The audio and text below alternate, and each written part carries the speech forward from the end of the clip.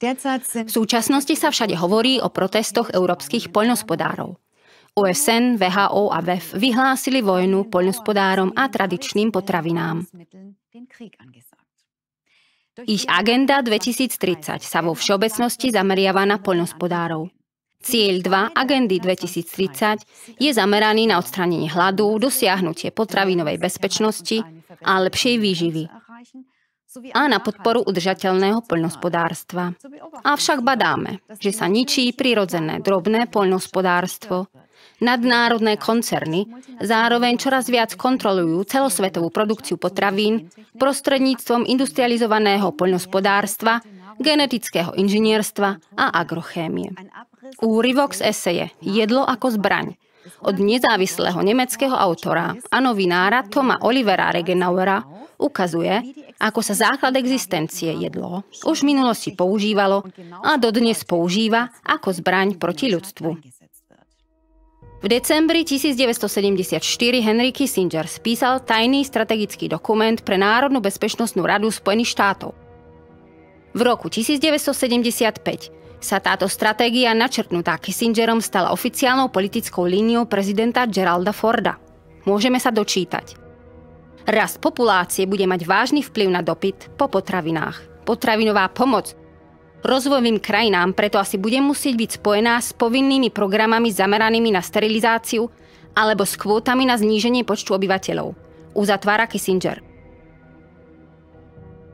Tento myšlienkový pochod vedie geostratéga, ktorý je v službách vplyvného klanu Rockefellerovcov k amorálnemu poznaniu, že v takomto scenári sa potraviny stávajú účinným nástrojom národnej moci. Vyhlasuje potraviny za zbraň. Nie je to však nová myšlienka. Príklady z histórie. Už pred 3000 rokmi Gréci obliehali Tróju, aby ju vyhľadovali. V rokoch 1845 až 49 zomrelo v Írsku približne 1 000 000 ľudí, to je z 12% írskej populácie v dôsledku veľkého hladomoru. Primárnym spúšťačom nebola neúspešná úroda, ani nový typ plesne zemiakov, ale vtedajšia politika britskej vlády, skorumpovaná vysokými finančníkmi a jednotlivými záujmovými skupinami. Britská koloniálna moc bola tiež zodpovedná za smrť až 4 miliónov Indov počas hladomoru v Bengálsku v roku 1943. Počas druhej svetovej vojny zahynulo počas 500-dňového obliehania Leningradu viac ako 1 000 000 ľudí. A Jozef Stalin využil svoju moc na to, aby nedostatkom potravín zrazil na kolená Ukrajinskú sovietsku socialistickú republiku. Hladomor v 30. rokoch 20. storočia, ktorý niektorí považovali za genocídu, stál životy 3 až 4 miliónov ľudí. Kanibalizmus nebol ničím výnimočným. Za vlády Mao Tse-tunga zomrelo v rokoch 1958 až 62 hladom najmenej 24 miliónov ľudí. Jeho motom bolo: je lepšie nechať polovicu ľudí zomrieť, aby sa druhá polovica mohla nasýtiť.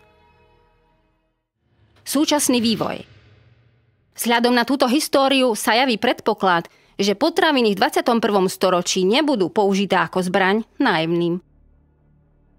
Nie však obliehaním alebo zničením nepriateľského lodstva, ale rozvratom, umelo vyvolaným nedostatkom, kontamináciou toxínmi, biotechnologickými prísadami, geneticky modifikovanými surovinami a tak ďalej.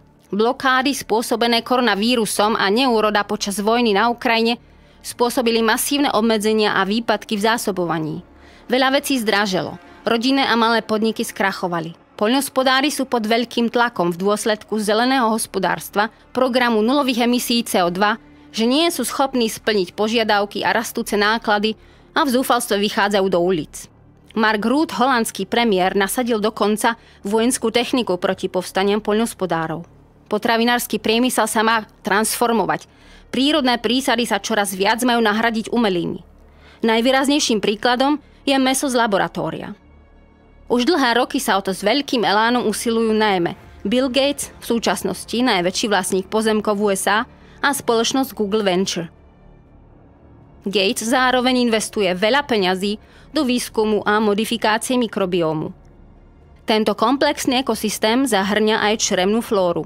Významne riadi tráviace procesy. Predovšetkým v prvom roku dieťaťa výrazne vplýva na jeho duševný a telesný vývoj.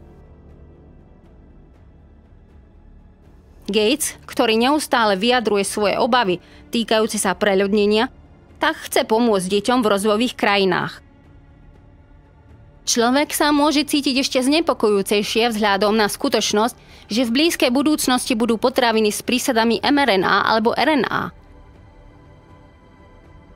Profitéri Big Pharmy ako napríklad Bill Gates už dlho oznamujú, že chcú experimentálne a škodlivé látky rozdeľovať prostredníctvom potravín, aby ich takto dodávali aj ľuďom, ktorí odmietli injekcie COVID.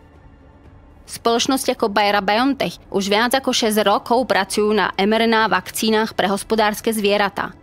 Vedec a spoluvynálezca technológie umelo vytvorenej mRNA Robert V. Malone v tejto súvislosti upozornil, že riziko pre konečného spotrebiteľa môže byť ešte väčšie ako v prípade injekcií COVID.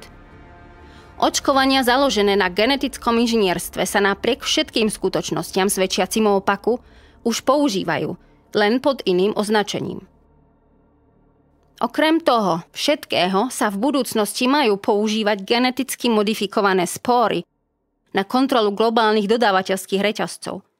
Mikróby sa budú používať ako monitorovacie zariadenia. Tento čiarový kód DNA sa nedá zničiť teplom ani chladom, ani umývaním a ani krajaním tovaru. Celý tento vývoj v oblasti potravín zmení ľudský organizmus na bojové pole, pretože potraviny sa môžu a budú používať ako nástroj moci a zbraň niekoľkými ľuďmi v pozadí.